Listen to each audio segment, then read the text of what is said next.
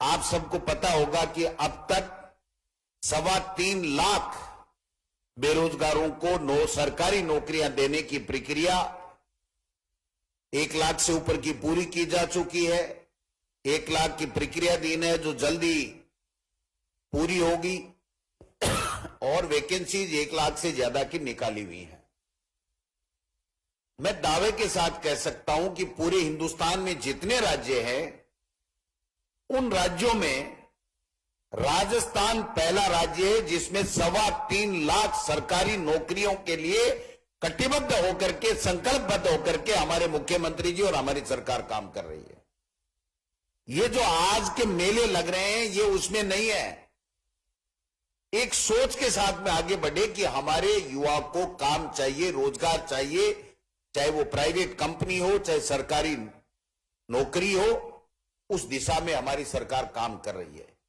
किसान के लिए कर्जे माफ, किसान मित्र योजना 12,000 रुपए 1 साल में माफ करना, सबको स्वस्थ रखने के लिए सबके लिए 10 लाख रुपए तक का बीमा, 5 लाख रुपए दुर्घटना हो जाए तो फिर उसको मिलेंगे।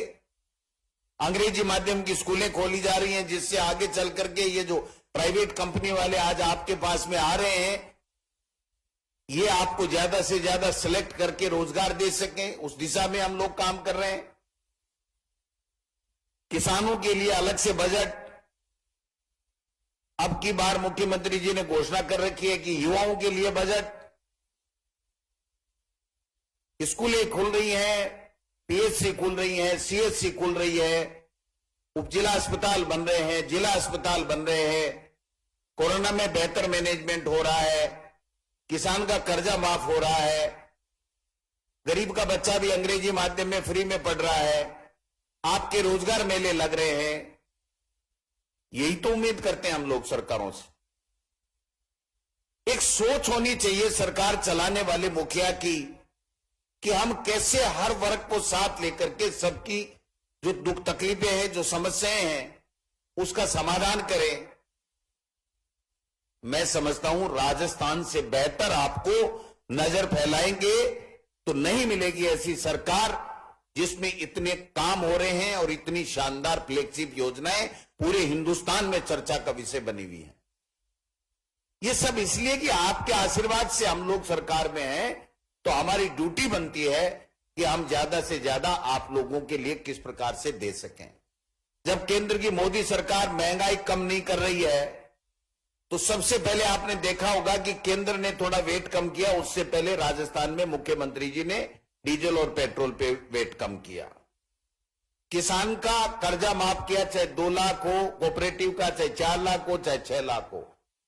और अब की बार तो कमाल कर दिया, जब राहुल गांधी जी भारत जोड़ो यात्रा में आए और जो मुद्दे उनके यात्रा के थे उन मुद्दों के ऊपर जब केंद्र की मोदी सरकार काम नहीं कर रही थी तो राजस्थान पूरे हिंदुस्तान में पहला स्टेट बना और मुख्यमंत्री जी ने गरीब की मां बेटी बहनों को चूल्हा जलाने के लिए, उसकी रसोई की महंगाई कम करने के लिए, उसकी थाली में अच्छा फूड आ सके, अच्छा वो खाना खा सके, उसके लिए 500 रुपए में गैस सिलेंडर का ऐलान कर दिया। इससे बड़ी बात कोई हो नहीं सकती।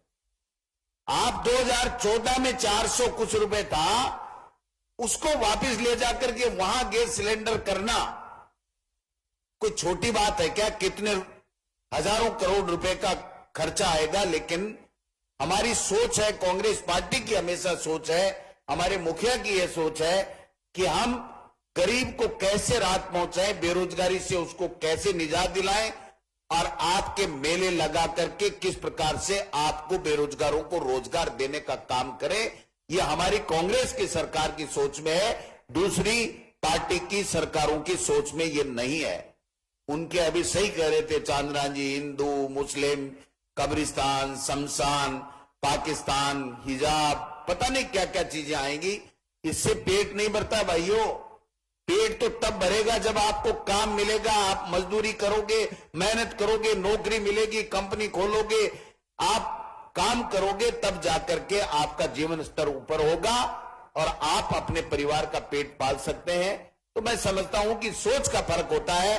अब समय आ गया है, जब आप सबने देखा कि 4 साल से शानदार, जब इतनी अच्छी सरकार काम कर रही है, इतनी अच्छी फ्लैगशिप योजनाएं हैं, तो आप सबसे मैं उम्मीद करूंगा कांग्रेस पार्टी के मुखिया के नाते कि आप इस सरकार को दोबारा रिपीट कर दीजिए। मैं दावे के साथ कह सकता हूं कि आप सबको रोजगार भी मिलेगा, महंगाई भी कम होगी, किसान की समस्याएं भी दूर होंगी, महिलाओं की भी होंगी, शिक्षा के क्षेत्र में भी बेहतर काम होंगे।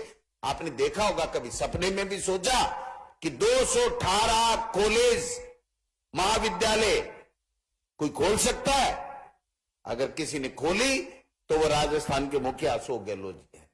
218 कॉलेज 270-80 के लगभग तो 70 साल में है। ये इसलिए कि गरीब का बेटा सरकारी कॉलेज में पढ़ करके कम फीस में, बिल्कुल मामूली फीस में पढ़ करके अपना भविष्य का निर्माण कर सके। इस दिशा में जो व्यक्ति सोच सकता है, जो सरकार सोच सकती है, जो पार्टी सोच सकती है, उसको आप पुनः सहयोग और